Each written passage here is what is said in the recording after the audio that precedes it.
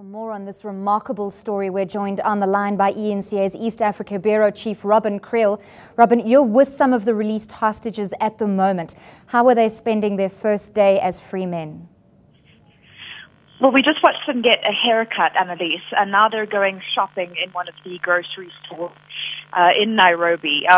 You can imagine the delight of watching, not only watching them shop, but also the delight in themselves as well. They haven't seen anything other than sort of the inside of ships or the inside of rooms and the bush in Somalia, some of the remotest part of Somalia, for the last 4 years. And suddenly they're in a big city, they're getting clothes, they're eating very good food, Bangladeshi type food, traditional foods. So it's hugely exciting for them. They've eaten sort of nothing but camel and goat and rice for the past 4 years, and beans, we were told, as well.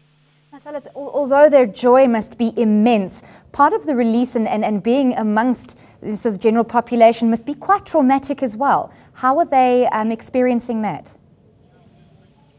They're not saying too much about that, but they are very quiet, and they do look very sort of, I guess, I'm not sure what the word, maybe out of place. They just look a little bit uncomfortable at certain times when they're walking through crowded areas, seeing different looking sorts of people, not the kinds of people that they've been seeing for the past 4 years, as well as they're free. They're not being ordered around. They're not being pushed around. They're not being tortured. They're not being slapped and beaten and told to do stuff. They're actually allowed to take control of their own lives. And I think that's probably, and I believe psychologically, that's one of the biggest adjustments that they're experiencing. Now, we know that a portion of the ransom was paid by a maritime charity, but you also speak of the men escaping, assisted by locals. How much of the release process was brokered, and how much can be attributed to these men seizing an opportunity to claim their own freedom? Well, that's really an interesting question, Annalise, and we're also sort of a little bit confused as to exactly how that happened as well. And I think there are some sensitivities as to exactly who helped these men escape, which is why we're not getting the full picture on exactly what happened.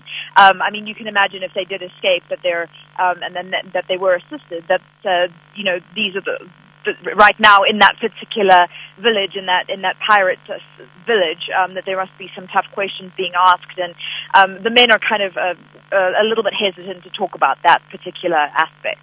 What is the next step for these men? What does the rehabilitation process immediately entail until they're repatriated to their own countries? Well, one of the things that the United Nations officials who have done this several times, the hostage support team, said to us is that these men are in remarkably good health. So they will see doctors, and once they're checked out by doctors, then they will be repatriated to their own countries. Obviously, they've been dealing a lot with embassies from their Bangladesh, Iranian, etc. Embassies are helping them with that. Now, you also speak of 38 other forgotten hostages in Somalia. What are the chances that they might also taste freedom someday?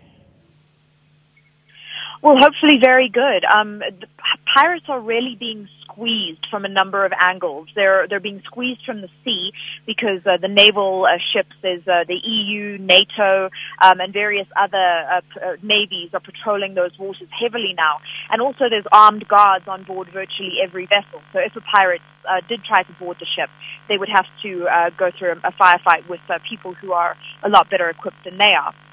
So that's really putting the pirates off taking sea kidnappings. Then they turn to land-based kidnappings, which is what we saw with the Kenyan hostages who were also released yesterday. They were kidnapped from Galkayo on land, and that's what the pirates have started doing. But however, as the AU mission to Somalia, who are fighting Al-Shabaab and trying to stabilize Somalia, as they are pushing through from the south, and as the Ethiopian contingent of the AU mission are pushing in from the west, the pirates are also being squeezed as well. And finally, in Galmudug, in that particular state, which is such a pirate state, the administration there, the local administration, has vowed to fight piracy, and were intricately involved yesterday in delivering and helping the hostages get to the United Nations. Know more. ENCA.com